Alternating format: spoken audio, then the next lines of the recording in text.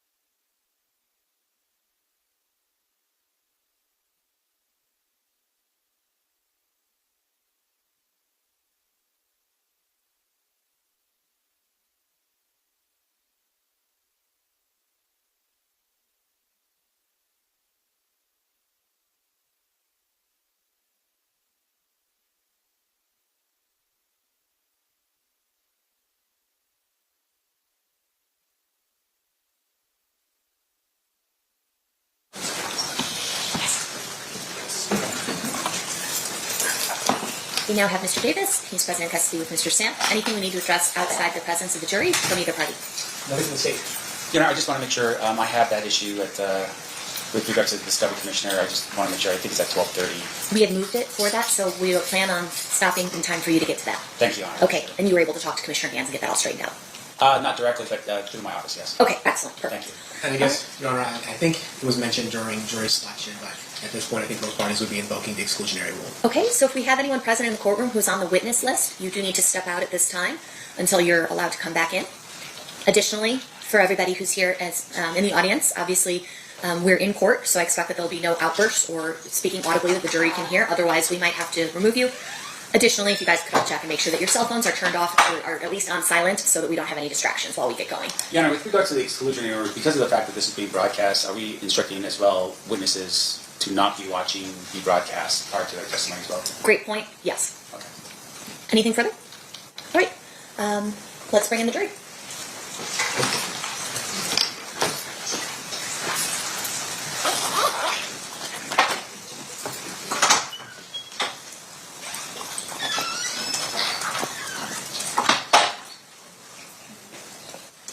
Sherrod Brown opened our borders to dangerous illegals. Modu Nome was behind the wheel of this semi-truck. It killed Luke Sapolsky, Linnea Sapolsky.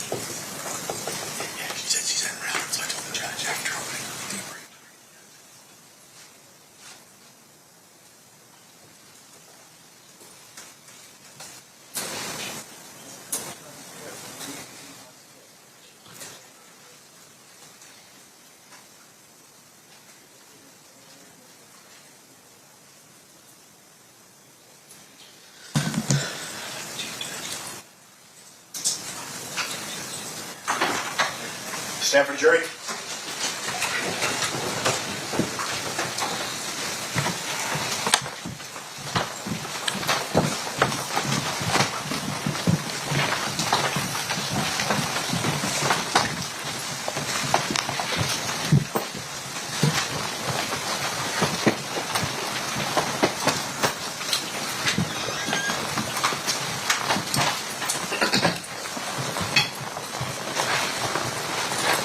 All right. You may, did the party stipulate to the presence of the jury? Yes, Your Honor. You may be seated. Ladies and gentlemen, welcome back. Hopefully you were able to get everything situated over the long weekend, and we look forward to proceeding with trial. Before we get started, we do need to have you sworn, so if I could have you all stand and raise your right hand, we'll proceed with that. You and each of you do solemnly swear that you will well and truly try the case at issue and a true verdict render according to the evidence, so help you God? Thank you. You may be seated. All right. Thank you, Jessica, and thank you, ladies and gentlemen. At this time, we're going to turn to opening statements. Mr. Blall, are you ready to give your opening statement at this time? Yes, Your Honor. You may proceed whenever you're ready. Thank you. Good morning. On September 7th, 1996, Tupac Shakur came to Las Vegas to attend a Mike Tyson fight. After the fight, Tupac, along with Suge Knight, Trayvon Lane, and other people that were with that group, ran into a person named Orlando Anderson. And Orlando Anderson is the defendant's nephew. And when they encountered Orlando Anderson sitting by himself, they attacked him. And that attack was captured on video.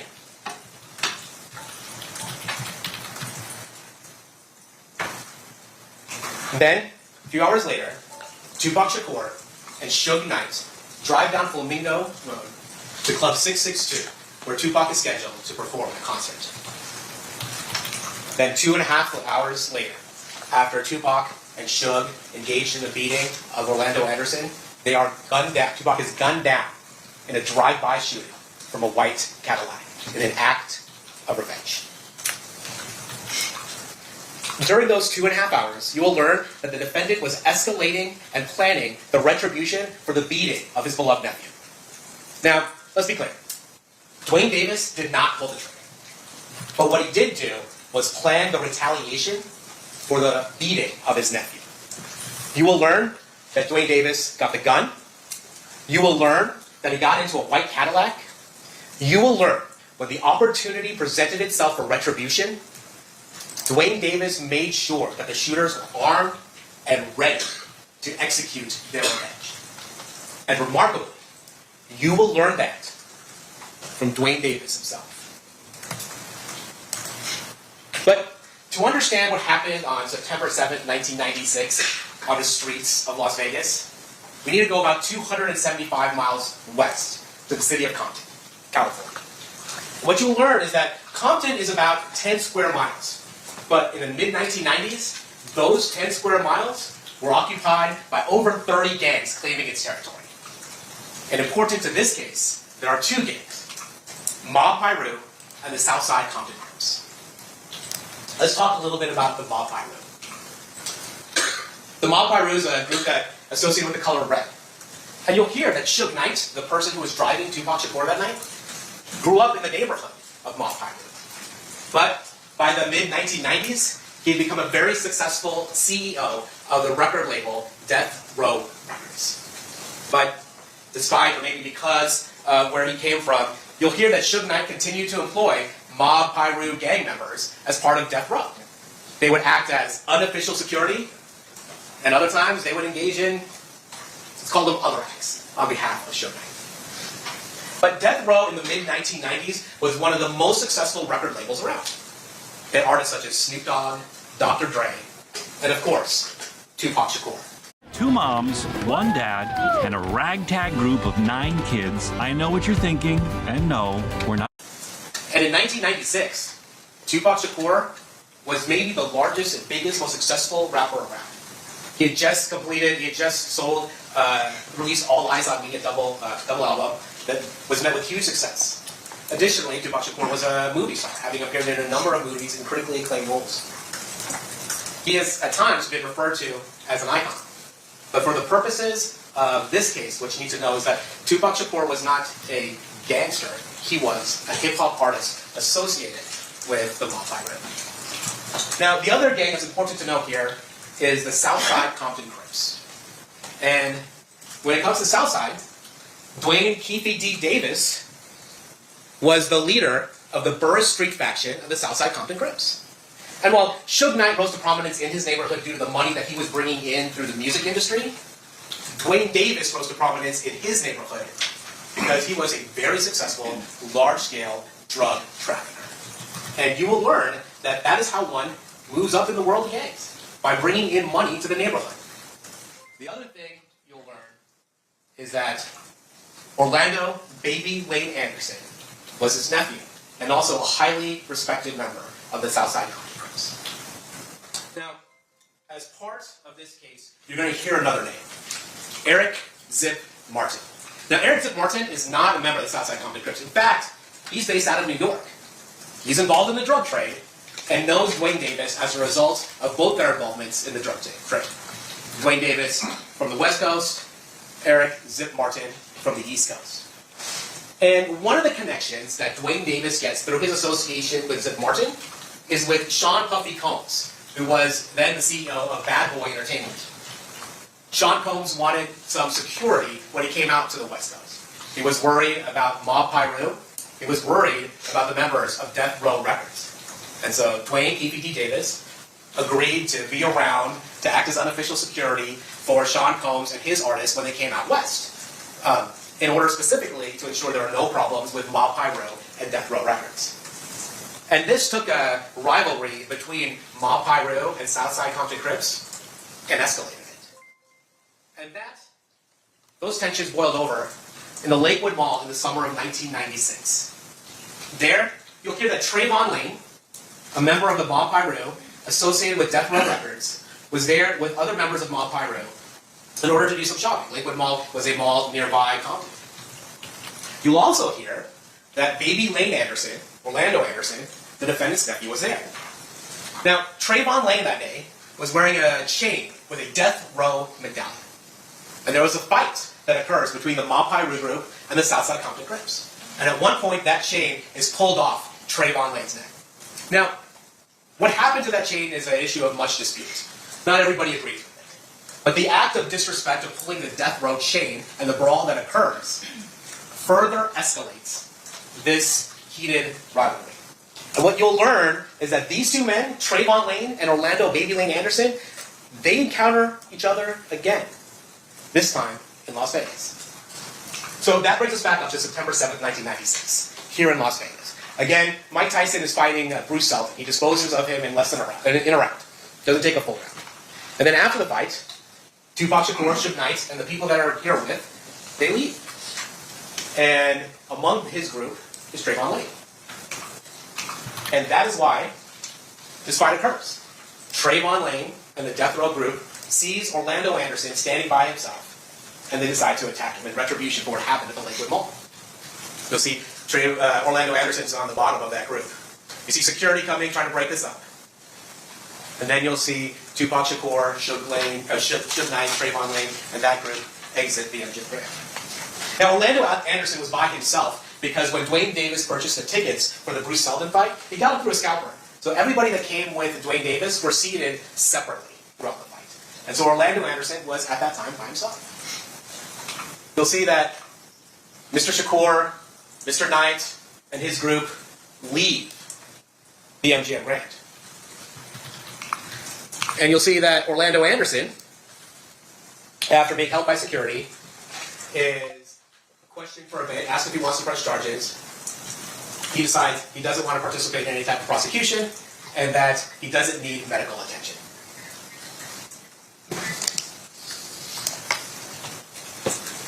Dwayne Davis hears about this beating.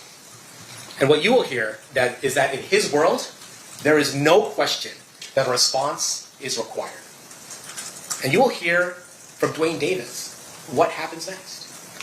Because what happened over the next 2.5 hours is something Dwayne Davis would later describe himself in a secret 2008 interview from his attorney's office with the federal task force. And we'll talk about that interview and the circumstances surrounding that later. But we'll hear about what the next 2.5 hours was. Wait. If you've taken Uber since 2019, this is the money glitch that's getting women properly compensated. Uber allegedly failed to properly screen drivers, putting you... So, what we learn is that Dwayne Davis is upset about the beating of his nephew. And frankly, no, that's not an unusual response. What's unusual is the next steps Dwayne Davis takes. Unusual for the normal person, maybe not unusual for in gang culture. Dwayne Davis decides he is going to organize a retaliation, that this beating cannot go unanswered. Then he runs into a person named Zip Martin. Remember the Zip Martin that was the connection with Bad Boy Entertainment from New York? And Zip Martin tells him that he has a gun and that he can come help him out. Well, hey, where do you go to? What do you tell Zip right now?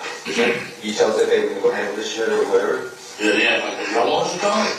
Like, you know what I'm going to do? It was, they going to get 662 club. Who's that? Everybody. Everybody. Yeah, everybody.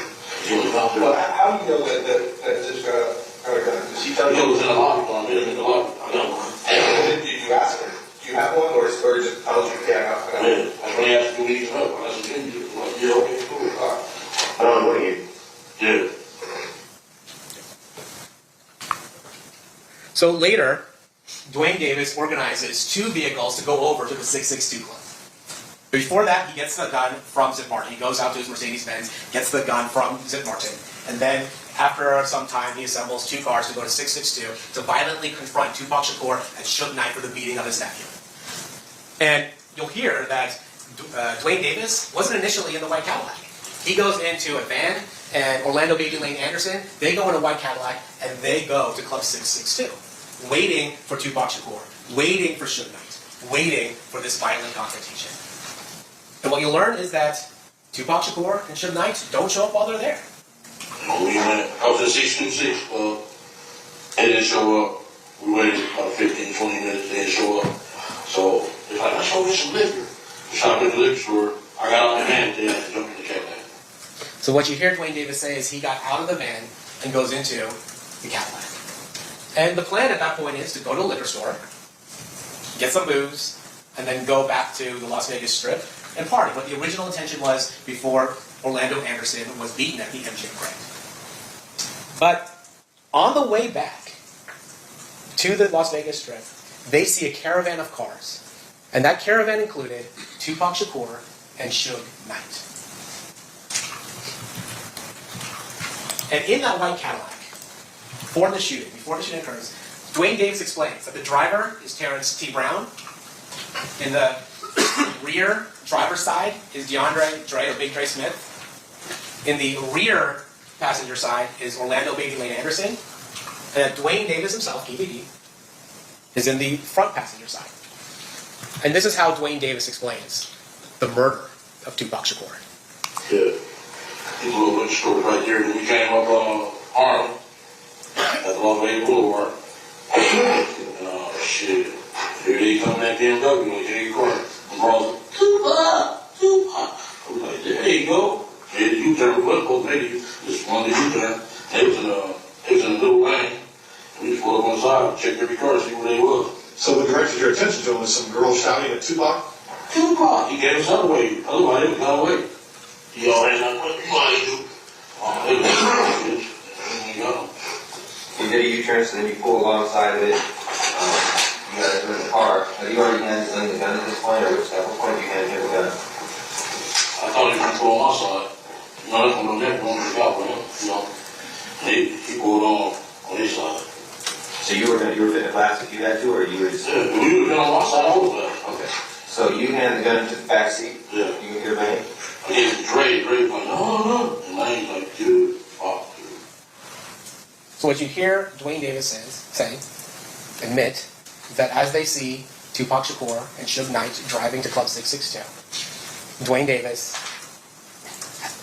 along with Terrence Brown, DeAndre Smith, and Orlando Anderson, decide to make a U-turn, confront Tupac Shakur and Suge Knight. Dwayne Davis has the firearm. It's a firearm he got from Eric Bonzett Martin, and then he passes it to the back. Dwayne Davis says that if they were on his side, if Tupac Shakur and Suge Knight were on his side of the vehicle, he would have shot them himself. But because they were on the other side, he handed it to DeAndre Smith. DeAndre Smith, according to Dwayne Davis, did not want to shoot at that time, so Orlando Anderson shot into that car. Dwayne Davis explains this over and over again. Literally, on the street. Okay, Lane starts blasting. You say Suge looks over, he sees you. He looks right at you. Exactly. How do you hear this? I just know he does something to say, you know. When he looks over at you, and then Tupac's busy getting shot. Evidently, the story is Tupac's trying to either get out in the back seat or something. Yeah, what do you see happening inside that car? I see the bullet going shit. Yeah, I thought he was dead. You see, he was straight or something in the head or something. A piece of glass went into his neck right here. Yeah, the thing in the head. Great. I thought he was dead. Okay. So, I'm sorry, you guys stopped. The bullet stopped the car and let him get off? Yeah. And we made the right. Okay, but he stopped what you said, like, cool, let off. And we made the right and supposed to see where he was falling. Stupid bitches. And we shot their window out and they stopped. So Tupac's trying to jump in the back seat. And what's your nothing? He couldn't really duck because he was too big. You know? Yeah. Hi, buddy.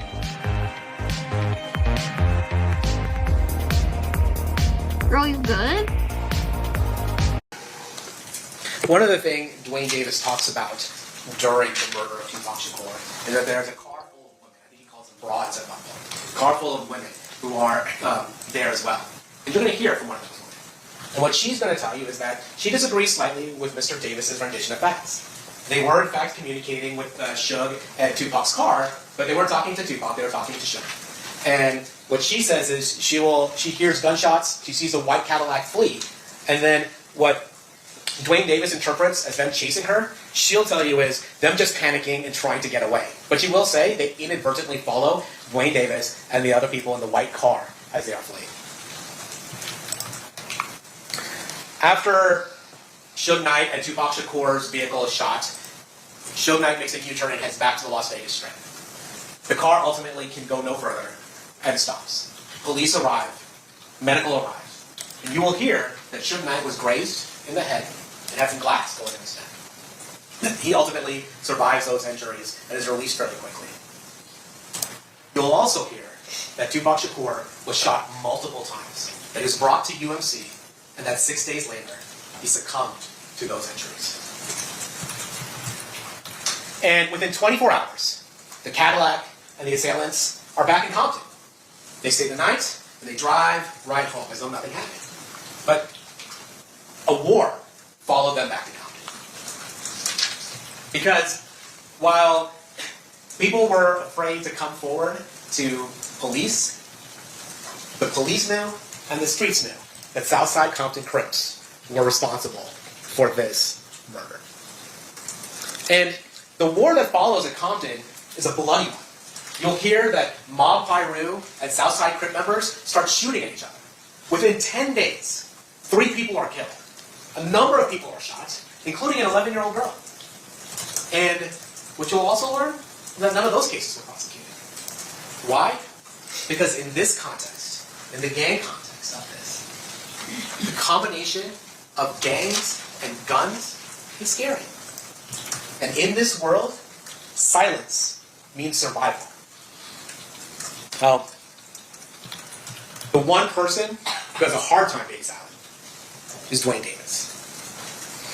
You're going to hear from 1998 to 2023, Dwayne Davis has given a number of statements regarding this case. So, as early as 1998, Davis spoke to the FBI. He admitted he was in Las Vegas during Tupac's murder, but he denies being responsible. Then in 1999, Davis speaks to the FBI again. And these aren't interviews that are focused on the Tupac Shakur murder. These are interviews regarding drug transactions and drug trafficking. But he does say that Tupac does come up, and Dwayne Davis admits to being in Las Vegas for Tupac Shakur's murder. Says he wasn't involved, but he was mad about the fact that Orlando Anderson was beaten, and that his plan was to handle it in Compton had Tupac survived. Then in 2008, the interview of clips we've heard today, in a secret interview with the federal task force, Davis admits to his role in the murder of Tupac Shakur. And we do need to talk a little bit about this 2008 federal task force. Because what this task force is investigating is not the murder of Tupac Shakur. What this task force is investigating is another rapper's murder. A rapper by the name of Christopher Wallace, somebody who is known as Biggie Smalls, so the notorious B.I.G. Christopher Wallace got murdered 6 months after Tupac Shakur was killed. And there was some allegation that the LAPD might have been involved. So a federal task force was formed to determine what happened to Christopher Wallace. And the interesting thing about the murder of Christopher Wallace is that Christopher Wallace is killed leaving a party in LA. Also at that party, Dwayne Davis. Christopher Wallace, there was a suspect vehicle that involved a Chevy SS Impala, and Dwayne Davis happened to own a Chevy SS Impala. Now, as a result of that, the task force decides, well, let's look at Dwayne Davis. And the thing we know about Dwayne Davis is that he trafficked narcotics. And so they were able, through a CI and an undercover, to have a drug transaction with Dwayne Davis. And as a result, Dwayne Davis now has a case, a big trafficking case. And so the federal task force approaches Dwayne Davis and his attorney, and they say, hey, look, we want information regarding the murder of Christopher Wallace. That is what we are trying to investigate. And what Dwayne Davis says is, I don't have any information about that thing, but I can tell you about what we did. I can tell you about Tupac. And that's what he does. He tells a federal task force that that's about his involvement, what you've heard, his orchestration of the murder of Tupac Shakur. That secret conversation, that proffer, was secretly reported and released later. In 2009, Davis is being so helpful to federal authorities that he actually flies out to New York to try and get Zip Martin to implicate himself in the Tupac Shakur murder. Zip Martin at that time was dying of cancer, was out of the game, and really did not engage with Dwayne Davis. In 2009, though, Dwayne Davis gives an interview to Las Vegas Metropolitan Police Department Detective Dan Long. Now, Dwayne Davis is more guarded in that interview. It is a different setting than the interview of 2008. It's not a secret proffer agreement.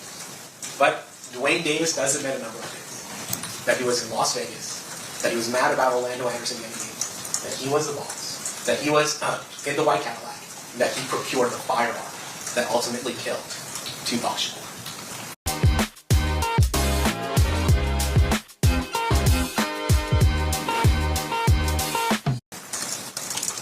Then, in 2011, the landscape changes. Because in 2011, Greg Kading, the guy who was leading the task force in 2008, the guy who organized the secret proffer between Dwayne Davis and the federal task force, he leaves law enforcement and decides he's going to publish a book about his investigation into Biggie Smalls, the guy who was killed 6 months after Tupac, and Tupac Shakur. And what he puts in the book is that Dwayne Davis confessed to the murder of Tupac Shakur. The book tells the story about Davis' admission, about himself, but it also tells the story of Dwayne Davis telling about his nephew's involvement in the murder, about Big Dre's involvement in the murder, about Terrence Brown's involvement in the murder. And this is a problem for Dwayne Davis, because that meeting was supposed to be secret, and now his cooperation with federal authorities is open to the world. Not only that, Greg Kading is now profiting off Dwayne Davis's life story. So, in 2017, Dwayne Davis decides to go public. He's approached by the producers of a show called Death Row Chronicles that appears on BET. And this is just a small portion of what he says is his motivation for appearing. Put away the TV these days. I was Compton, kingpin, drug dealer. I'm the only one alive that really continues the story about the Tupac killer. People have been pursuing me for 20 years.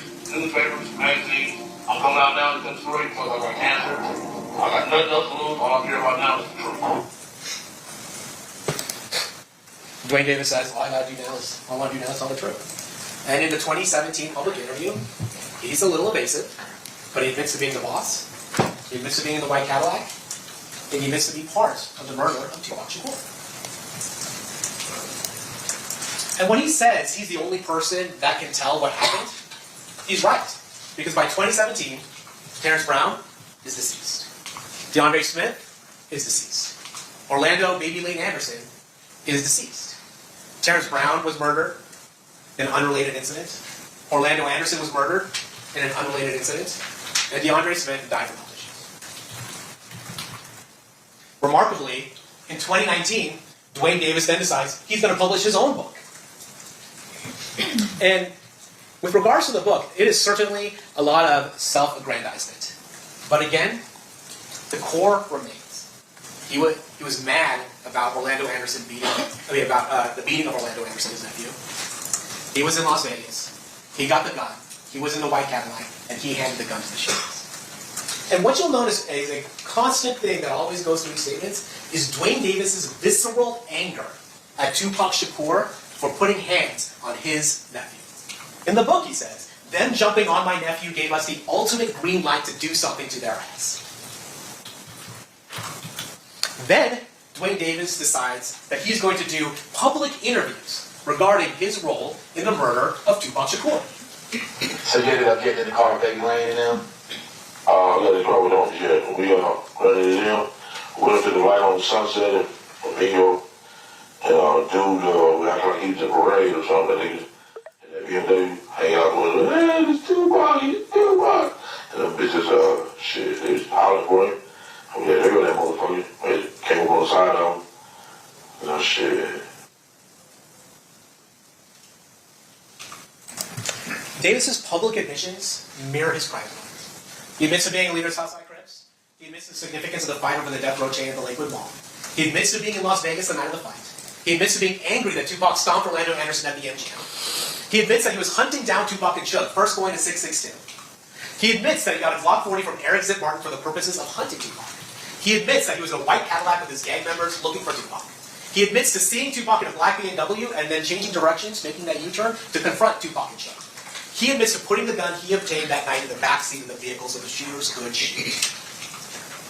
And again, what remains, even as late as 2020, 2021, 22, is Dwayne Davis's visceral anger at Tupac Shakur.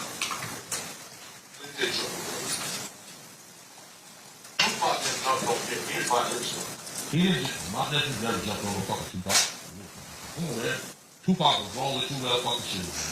I mean, don't you think he's wrong? Honestly. I mean, yeah, I think he could have, reacted in a better way. Listen, you don't think that man's wrong? He could have reacted in a better way, I guess. I'm talking, Glad is the fucking biggest fan. He admitted that man is wrong, man. He was wrong, man. That was only done out of loyalty, man. Okay, thank you. I appreciate that. He never jumped, my nephew didn't jump on, he jumped on my nephew, a kid, man. My My nephew was a fucking kid. He was a grown ass man, dude. You know what I'm saying? He was a fucking kid, dude. That's why he had on the channel. He's a fucking kid, dude. You know what I'm saying? They was wrong. My nephew never jumped on him. They jumped on my nephew. My nephew didn't throw a punch, man. Shit was wrong, dude. Jumped on the fucking kid, dude. And this anger is not just demonstrated publicly, but you will hear as recently as 2024, privately, in a conversation with his son. He talks about his feelings about Tupac Shakur, nearly 30 years after the murder.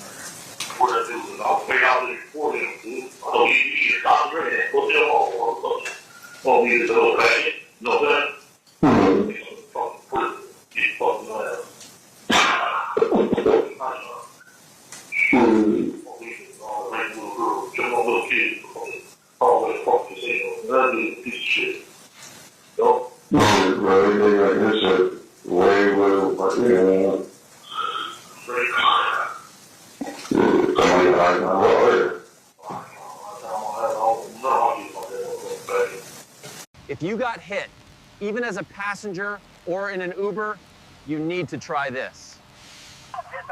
Hey, did you know you might get a big cash payout if you were in a car accident up to 1 year ago?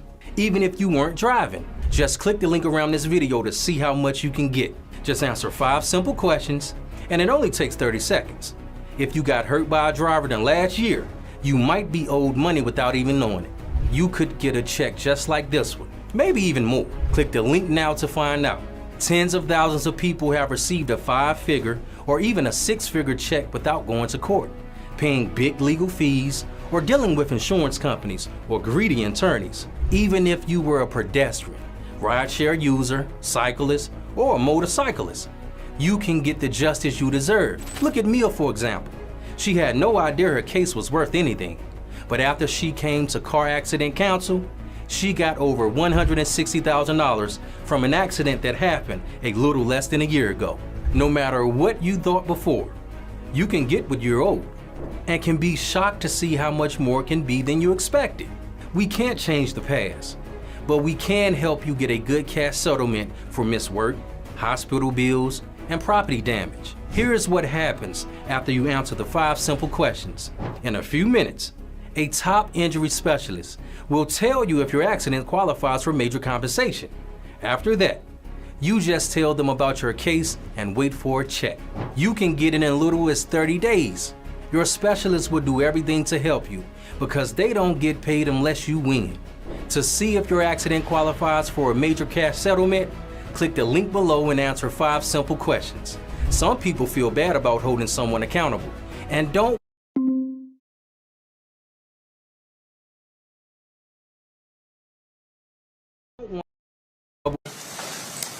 28 years later, that is the visceral anger that Dwayne Davis had for Tupac Shakur. It did it in 2.5 hours. He took care of what he thought was the proper response. And 28 years later, he still is angry about what Tupac did.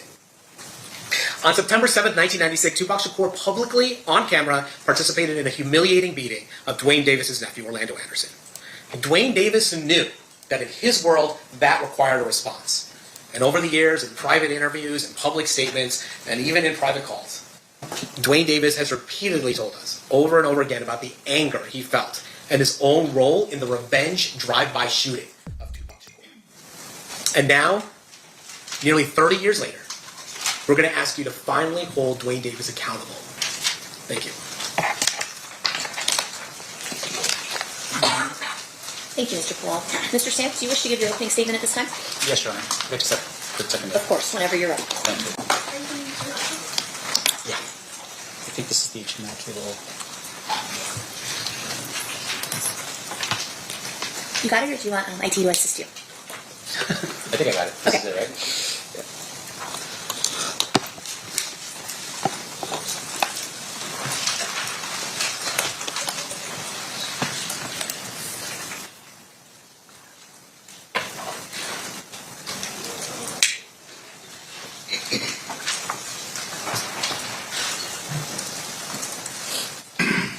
Whenever you're ready. Thank you, Your Honor. Good morning. We spent a lot of time, I think, when we were picking a jury to determine who would be the right jurors for a case like this.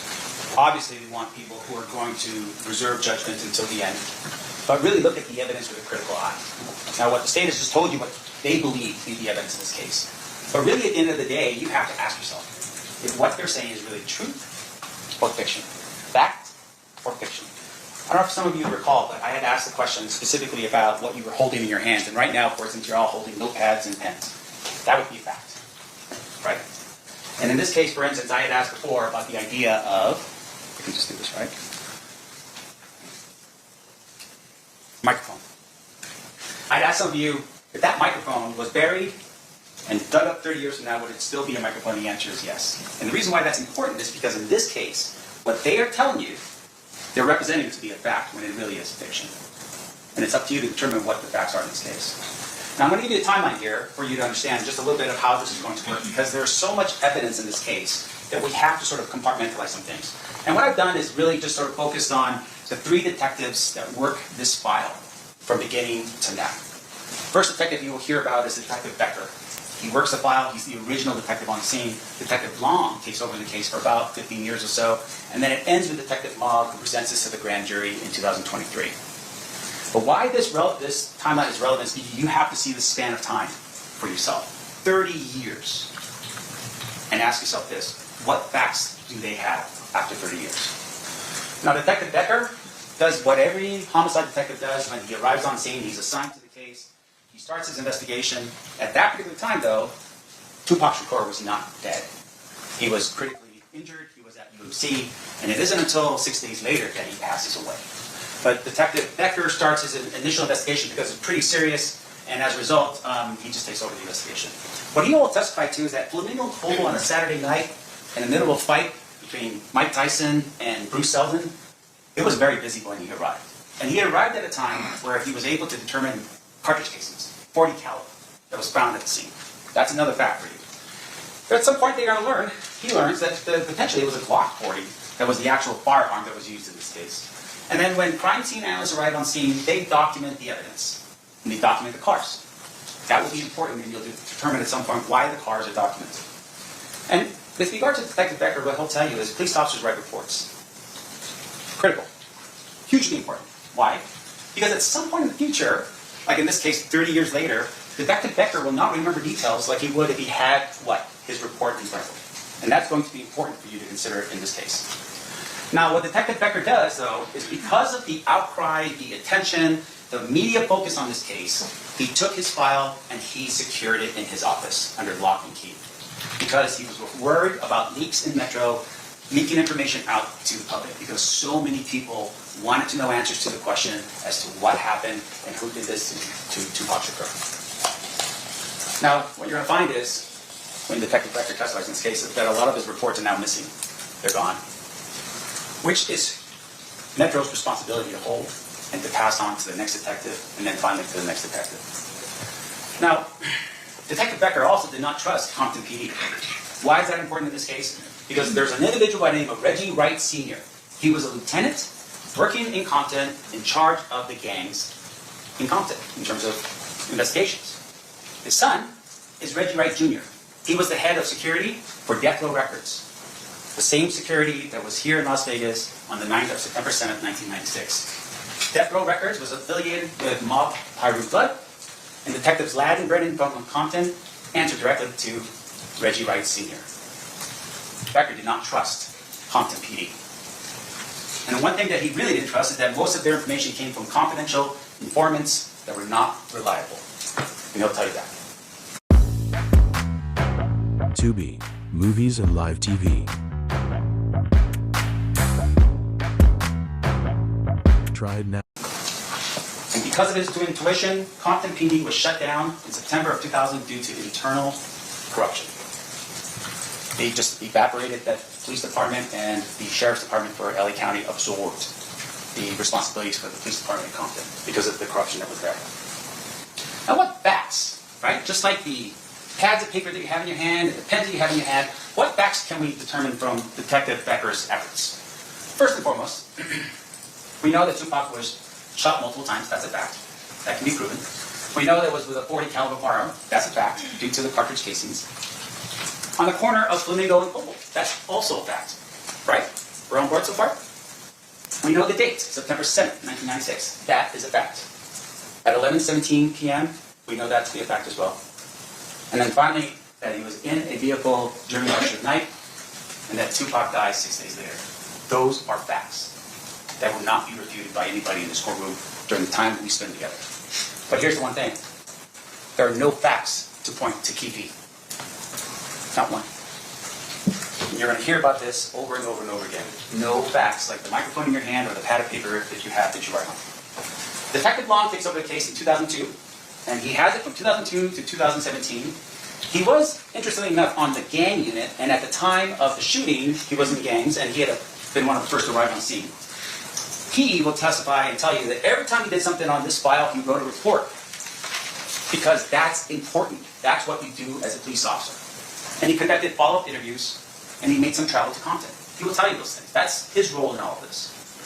But here's the thing. Detective Long also encountered some challenges in this case. They had to hide the case file with Metro, because people were still accessing the file in Metro, and they weren't authorized to do so. So they changed the case number so that people couldn't find the file. In addition to that, what you're going to learn is LAPD reached out to him, called him up and said, hey, Detective Long, we have the gun. And we've tested it, and it matches back to what you're looking for in terms of the weapon that killed Tupac Shakur. Detective Long goes to LAPD, gets the gun, transports it back, gets it tested, and it comes out as not a match. LAPD tells him after, we gave you a fake gun to test you out. This is the level of, I don't know how to put it, that was going on during this time period between Metro, LAPD, and Compton. This is what's happening during this time period. Leads, according to Detective Long, became very scarce and stale, meaning that it was just taking a long time for him to follow up with people. Witnesses became unavailable. Why do you think that is? Because of time. So as a result, memories started failing because of that time. So Detective Long had these challenges. But here's what Detective Long does. He interviews Keefe in 2009. Sits him down, has an interview with Keefe, just like the state said. And guess what happens? Detective Long doesn't even know that Keefe had actually spoken to a task force the year before. How is that possible? Metro is the agency responsible for the investigation of Tupac Shakur's murder, and they don't even know about this. No one in that room in 2008 told Detective Long or Metro what was going on. And you know who was in the room in 2008? You had FBI in the room. You had DEA in the room. You had LAPD in the room. You had the United States Attorney for the Central District of California in that room. And Detective Long does not know about any of that. What you will also learn is out of all those people in that room, not one person verifies what TPD tells them. That the FBI, the gold standard of investigation in our country, did not go out and follow up on what was said. Now, one of the things the state showed you was a picture of a car and indicated there was 4 individuals in that car. And he tell you that at some point, 3 of those individuals are dead, and Keefe is the only one that's remaining. But at the time that he gives his statement to the task force in 2008, there's another individual that's still alive. They never interviewed that individual to verify that that information was true. Why not? Because the FBI just fell asleep, that the LAPD just didn't care. Keefe was never charged for any of what he said during that time period. And it's because they knew he was full of crap. Otherwise they would have. Why wouldn't they? When Detective Long comes back to Las Vegas, he goes and he talks it over with the Clark County District Attorney's Office. And you know what happened then? They didn't charge the case either. In 2009. Ask yourself the reason why that is. Is because they just didn't care about Tupac Shakur or his life? Or is it because they looked into it and realized, we can't verify this information, we don't believe this to be true? Why would the Clark County District Attorney's Office not charge him in 2009? Now, what facts do we get out of Detective Long based upon what he did for those 15 years? We don't have any facts. Outside of statements made, allegedly by QPD and other people, we don't have anything to verify any of that information. Not one single thing to corroborate the statements made by that man in 2008 or 2009. not only by Metro, but by the FBI, by LAPD, by the DEA, by the United States Attorney's Office. No one corroborates any of this. So, 2017 comes along, and in Managing money is difficult when it's spread across different locations and sources. That's why I downloaded Cash App. Cash App lets you send and receive money, manage your spending with a no hidden fee debit card, grow your savings by earning interest, and even buy stocks or Bitcoin. They're fast, they're flexible, plus with 24/7 fraud monitoring and identity protection, I know Cash App has my back every step of the way. Whether you're investing, saving, or just paying a friend back, Cash App makes it safe, simple, and secure. Download Cash App today and take control of your finances.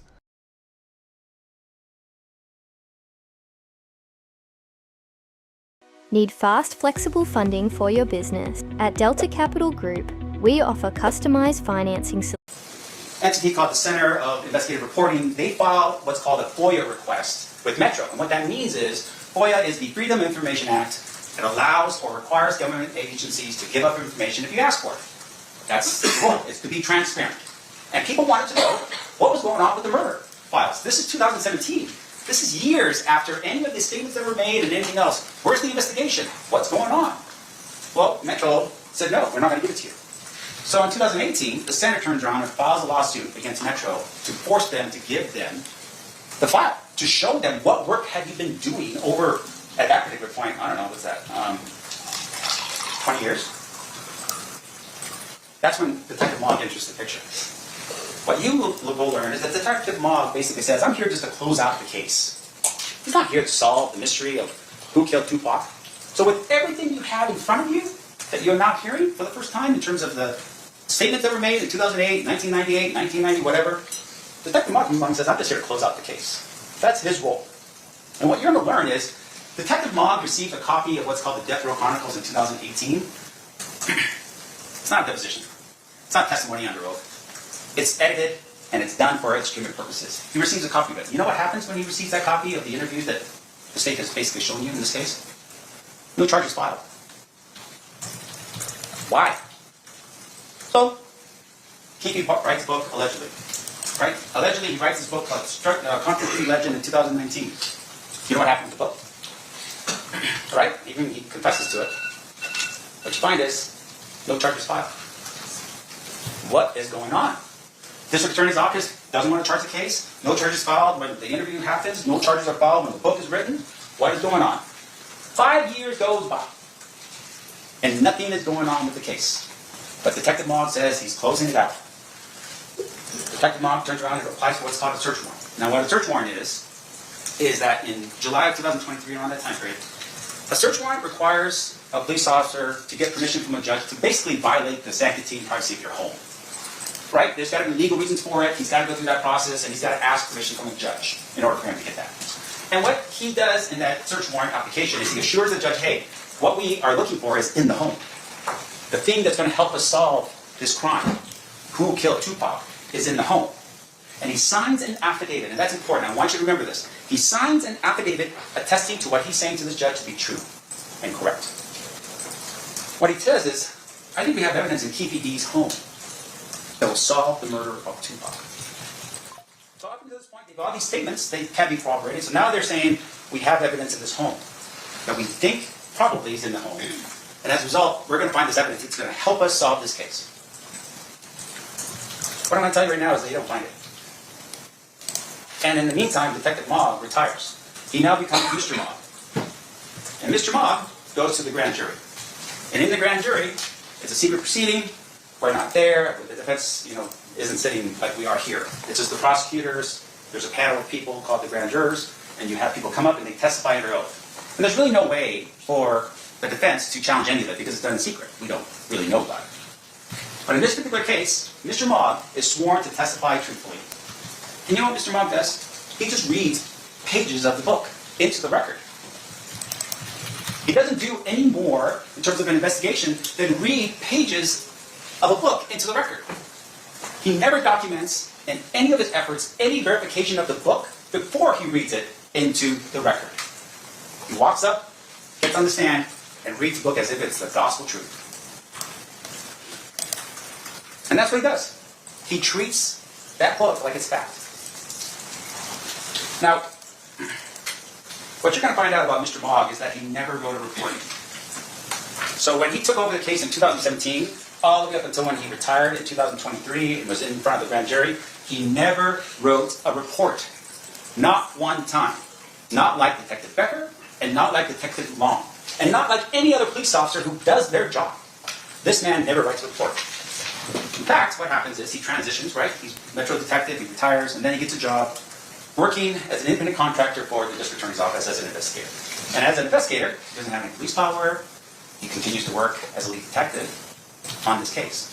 Even though the procedure is you hand your file and your officer's report to the next detective in line. That's how this works. But he keeps the file for himself and he starts billing against the file after he retires as a detective in Metro. Because now he's an independent contractor. That's important to know. Why is that important? Because what the evidence is going to show you is that he backloaded his work. And when he finally writes a report, it's not an officer's report, it's an investigative report that spans from 2018 to current, and we just received it about 5 weeks ago. The importance of capturing everything you do, the accuracy that you would need to be able to be in court on a murder case, not some type of, college paper that you forgot to do and then the last second just put something together and, get it out the door. Mr. Mogg does not do any of that. That's going to be important later for you to consider. Because according to that report that he submitted 5 weeks ago or so, he never verified the book. According to that report, he never investigated any of the alternate theories that were out there, and you're going to hear about those alternate theories. There are people who have developed over time answers to the question, who did this and why? He never looked into any of it. I'm 5'7", 173 pounds, wearing a size 32, and I don't need a belt. They even lowered the price just in time for winter and added free shipping, but that deal's not going to last, so make sure you grab them fast. The link's right down below.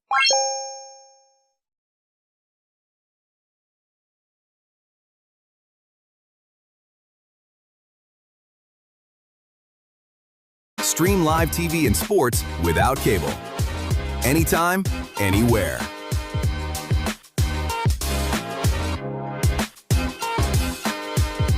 Follow your favorite teams all season long.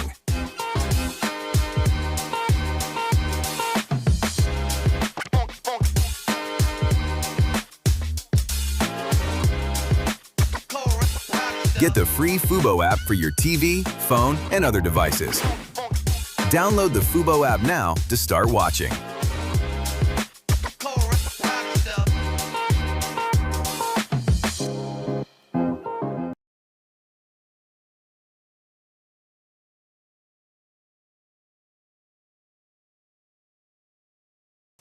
Which I think, at the end of the day, don't you want to see what's out there to help you with your investigation? And according to his report, he did more on the case after he became an investigator than he did before when he was a detective. What I'm going to tell you right now is what you're going to find when you listen to all the evidence, that his work was biased, sloppy, and incomplete. Those are the three things you're going to determine for Mr. Mogg.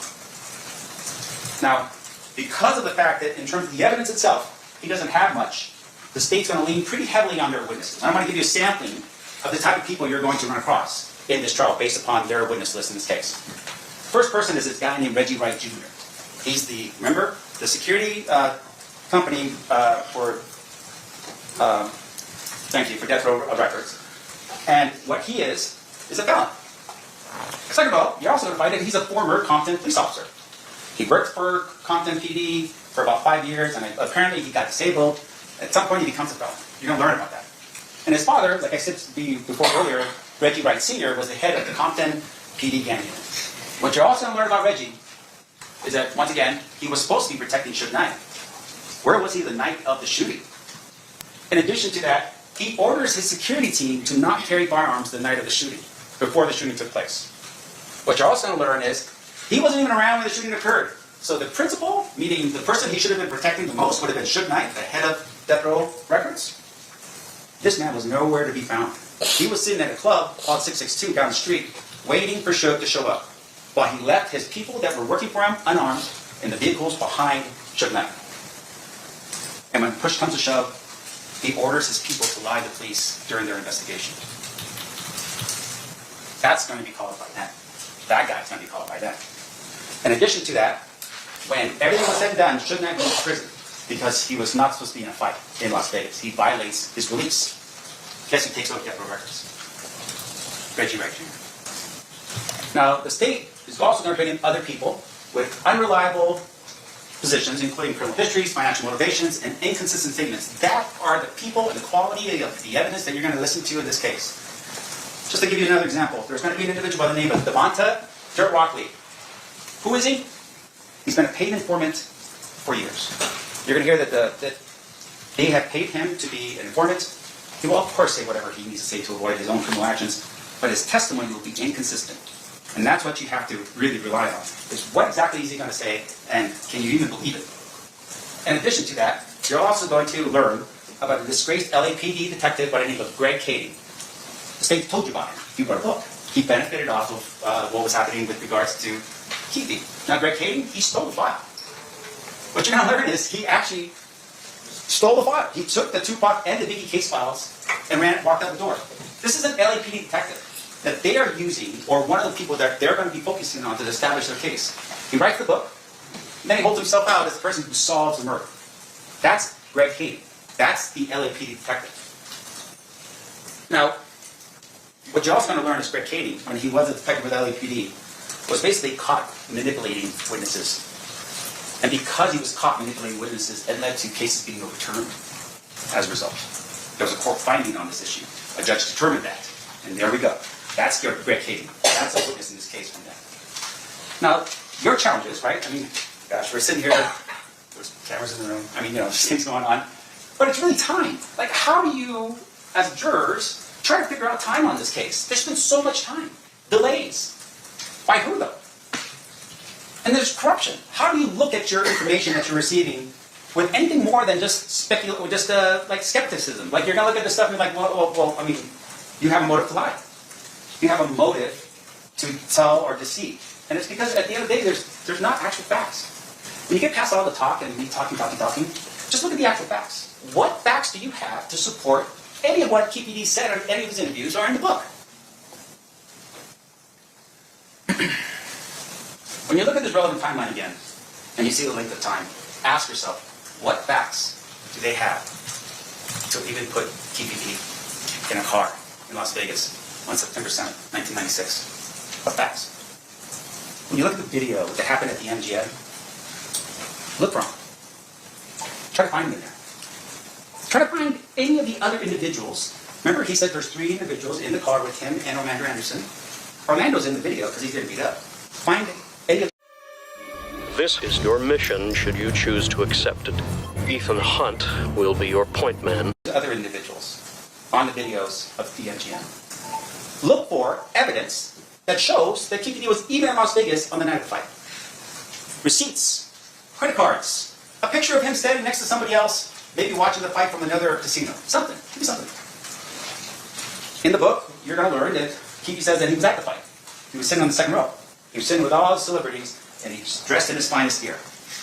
There's not one iota of proof that he was ever at that fight. But you know who does show an iota of proof that he was at the fight? Suge Knight. Suge Knight was rated, and at some point, there is a ticket stub to that fight, the Tyson versus Selden fight with Suge Knight's possession. Because he went to the fight. And you would think, a fight like this, you want to show everyone that you were at the fight. There's no evidence at all that man was even at the fight. When we take fact versus fiction, really at the end of the day, what you're going to hear from witnesses that will testify to this is that KPD was known to do this. That's the testimony you're going to hear in this case. That's what you're going to hear about that man right there.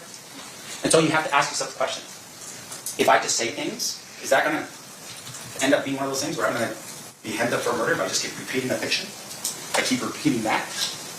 The answer is no. You have to corroborate everything I say in order for it to be true. Otherwise, it's just that. Or fiction. And at the end of all the time you spend together, what you're going to find is that the state cannot prove to you beyond a reasonable doubt the claim that Keefe had anything to do with a first-degree murder with use of deadly weapon. There's no facts to that matter. Thank you. Thank you, Mr. Sandler. State, at this time, are you prepared to proceed with your case in chief, or did you need a brief break? I just need a break to bring the evidence in, so maybe give the jury a few minutes. Sure, we can do that. All right, ladies and gentlemen, at this time, we are going to take a 15-minute break. During this recess, you are admonished not to talk or converse amongst yourselves or with anyone else on any subject connected to the trial. or read, watch, or listen to any report or commentary on a trial of any person connected with this case by any medium of information, including without limitation, newspaper, television, internet, and radio, or form or express any opinion on any subject connected with the trial until the case is finally submitted to you. We'll have you guys back here at 11 a.m. Please rise for the jury.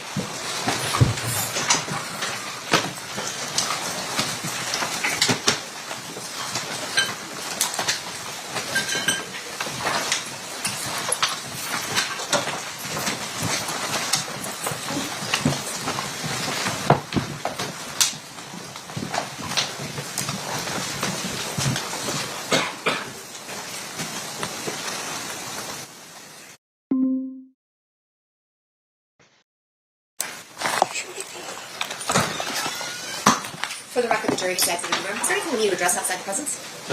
Hang on. Okay, you guys are just going to work on marking those exhibits so it goes a little smoother. I'm just going to bring the box in. We've already given our list and it's marked, and then I just need to grab the exhibits for the witnesses today. Sounds good. All right. And then we'll give you about an hour. We'll return about an hour and 15 before we have the break. Okay, everybody, we're still on the record, so everybody still needs to remain quiet. I have to stop at 12:15. No, I'm just saying, we may be done before 12. Oh, gosh. Okay. We'll be in business.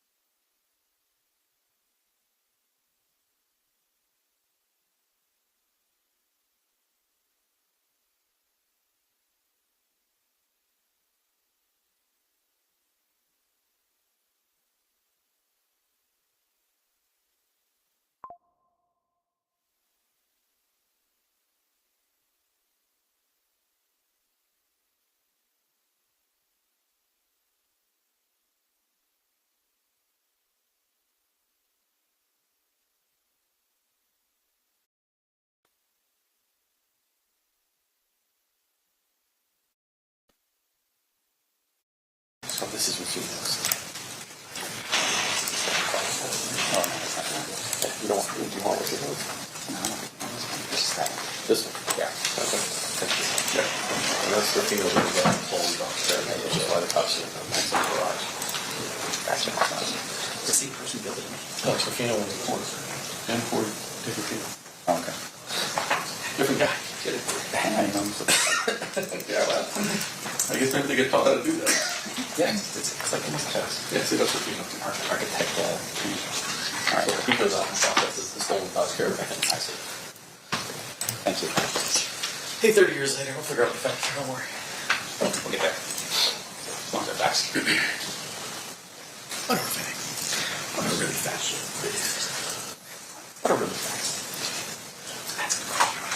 Yeah, but Jerry?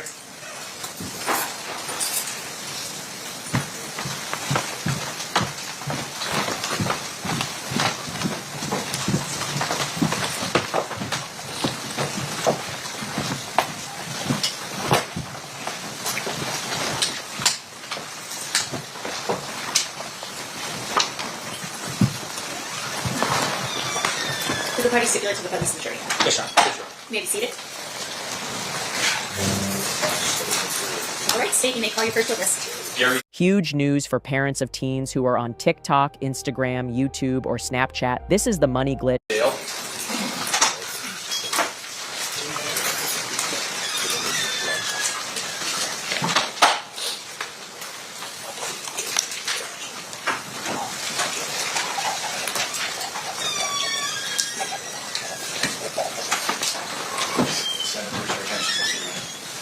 You do solemnly swear the testimony you're about to give in this session shall be the truth, the whole truth, and nothing but the truth, so help you God. Yes, I do. You may be seated. Thank you. May I please have you state and spell your first and last name for the record? First name is Gary, G-A-R-R-Y. Last name is Dale, D-A-L-E. Thank you, sir. Whenever you're ready, Mr. Duke, you may proceed. Thank you. Sir, back in September of 1996, how were you employed? I was working for the Las Vegas Metropolitan Police Department at that time. And how long did you wind up working for Metro? 25 years total. September 7th of 1996, what was your assignment? I was assigned to a bike team on bicycles on the Strip, Las Vegas Strip area. Is the uniform similar to the ones they have today, where you're wearing the yellow shirts, or were you wearing something different? Yellow shirts and black pants. I direct your attention to right around 11 p.m. What part of the strip were you working? I was working the little bit further south end, south of Flamingo. Did you have a partner? Yes, I did. What was his name? Richard Golgart. While you were working on that area of the strip, did you cause there to be some sort of car stop of a vehicle? Yes, sir, I did. And what was the purpose of stopping this vehicle? I initiated a car stop on a black BMW that had no license plates. May I approach, Judge? You may. First, I'm going to show you what's been marked in State's Proposed Exhibits 1 and 2. Now, there's some obvious markings on here, but these appear to be two aerials of the Las Vegas Valley from, well, generally around the time period of the 2000s, 96 area. Yes, sir. Accurately reflect kind of the locations that they're describing on there. Flamingo, Harmon. Yes. Move to admit 1 and 2, Judge. Any objection? No objection. So admitted. You may publish. I'm going to start with exhibit number 1. And right next to you, don't click it, but there's a mouse that you can roll around with a pointer. Can you generally tell me where this car stop occurred?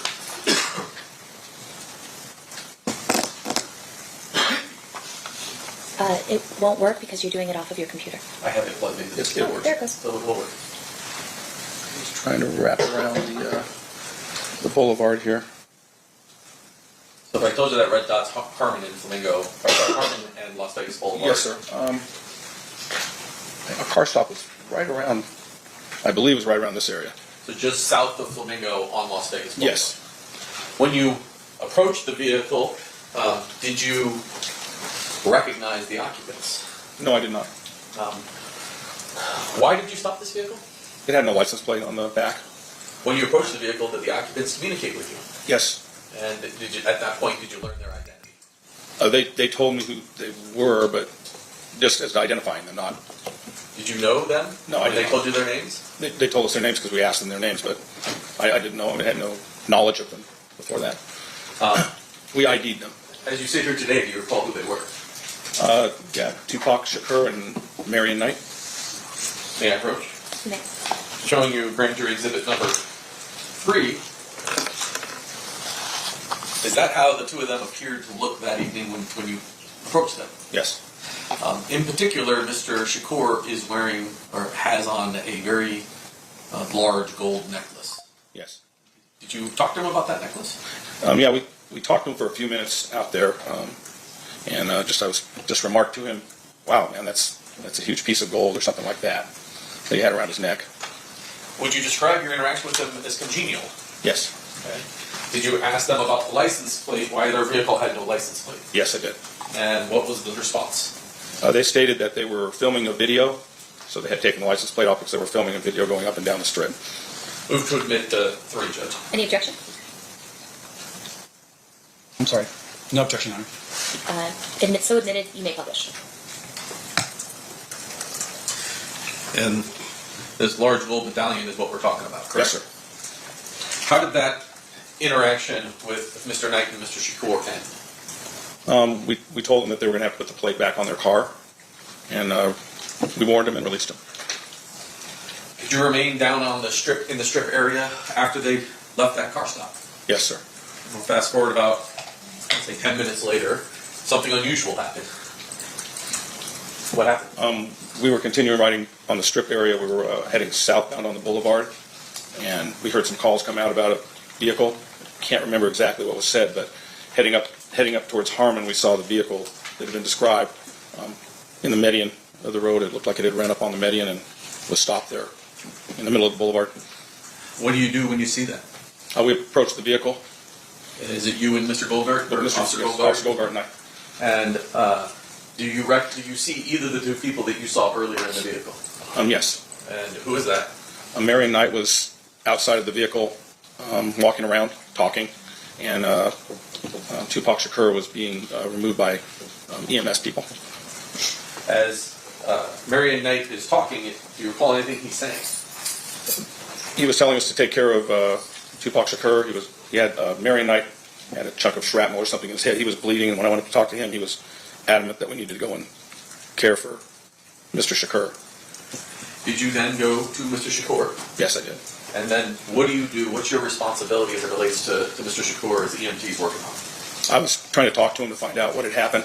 Excuse me. Gather information to see who had fired at them. Did you wind up riding anywhere with Mr. Shakur? Yes, I rode to the hospital and the ambulance with him.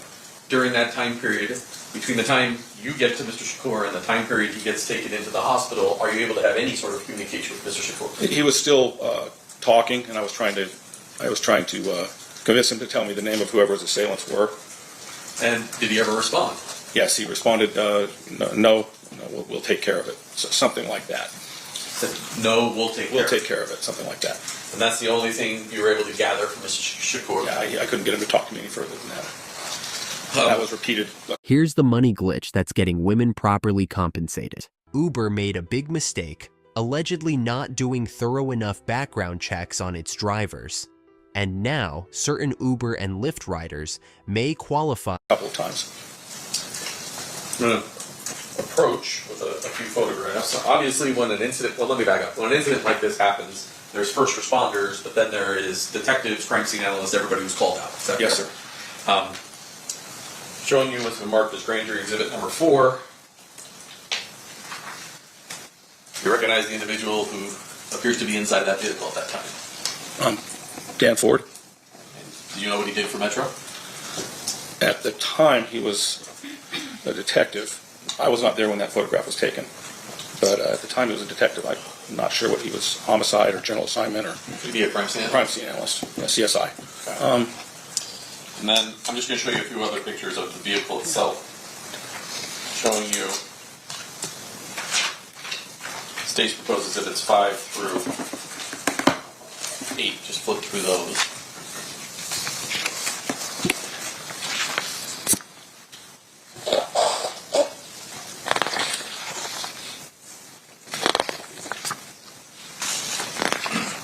Okay. Is that how the vehicle appeared to you when you first arrived on scene? Obviously without people in it. Right, on the scene of the, where it stopped in the middle of Harmon Boulevard. Move to admit 5 through 8. Any objection, Mr. Stamp? No objection, Your Honor. So admitted, you may publish. And then finally, while you were at UMC, did you collect some personal items off Mr. Shakur? Yes. I'm showing you what's been marked as State's proposed exhibit number 33. Do you recognize that? Yes. What is it? That's the objects I removed from Tupac Shakur. I impounded those into evidence. There should be a property report for those. Let's talk about that large gold chain we see in that photograph right there. The second time you came across Mr. Shakur, was he wearing that gold chain that's around his neck? No.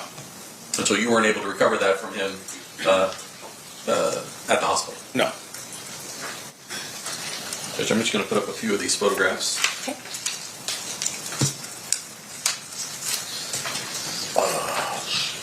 Just letting you know that 4 was not admitted. Move to admit 4. Any objection, Mr. Stamp? No objection, Your Honor. So admitted. Showing you 4. That's Mr. Ford appearing like he's inside that vehicle. Okay. 5.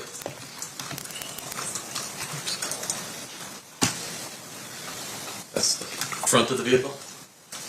Yes. Yes. Sorry, she's typing down everything, so you got to answer yes or no. Apologies. That's the rear of the vehicle without the license plate still? Yes.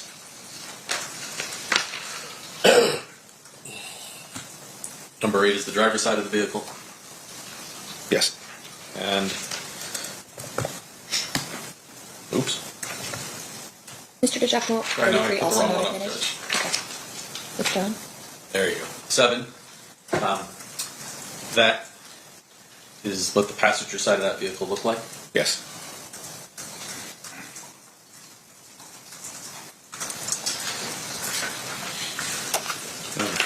Finally, for you, 33. Those are the items you were collected off Mr. Shakur at the hospital. Yes. Judge, Mr. Samt has requested, and I've agreed, to also offer Dan Ford's CSA report, as Mr. Ford is not physically capable of coming to court to testify. So that'll be admitted via stipulation? Yes. What exhibit did you want it to be? I guess we could just make it next in order, which I believe is 143. Yes. All right, that'll be admitted via stipulation as 143. Thank you, Your Honor. No problem. I think 33 has been withdrawn. I think it's not in front of it. And based upon that agreement, This is 33. 33 is also not admitted. Move to admit 33. Any objection? No objection here. So admitted. And based on that agreement that we've reached with Mr. Samt, I believe he has no objection to the rest of Mr. Ford's crime scene photographs at this particular scene, which is State's Proposed Exhibits 9 through 32. That is correct, Your Honor. All right, 9 through 32 will be admitted via stipulation. You may publish. I'll pass the witness, Judge. Okay.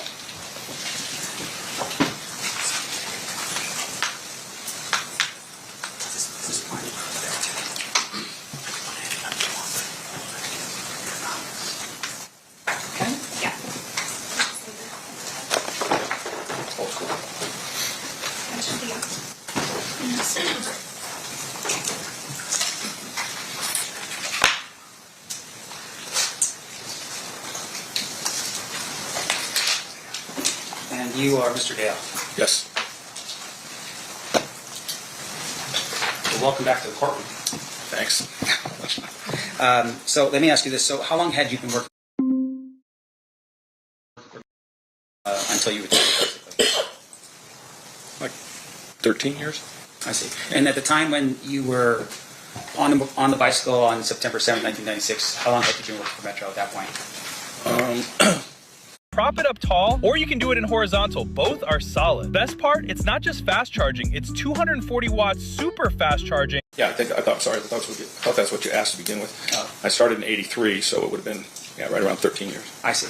And obviously, when you are first a police officer, you go through an academy before you become an actual police officer. Yes, sir. And you learn skills and techniques and things to help you become a successful police officer. Yes. One of those things I would imagine would be writing reports. Yes. Now, fair to say, though, in this particular case, what you had seen, what you had done was basically you saw a license plate that wasn't on a vehicle, you stopped them, you asked for their ID, and at some point you just allowed them to continue on their way. Yes. So there was no need to write a report about that? No. Okay. Did you write a report with regard to that stop? No. Okay. Now, when you were present at the scene and you saw the vehicle stop, do you know if any other vehicles were behind it? No, I did not see any other vehicles behind it, so I don't know. So there wasn't like a caravan or a line of vehicles behind the black BMW when you stopped the BMW? No. Can you describe for us a little bit about what the area was like on the night of September 7th, 1996? It was a pretty average night for the Strip as far as the amount of traffic flowing and things like that. Not particularly crowded or packed or anything like that.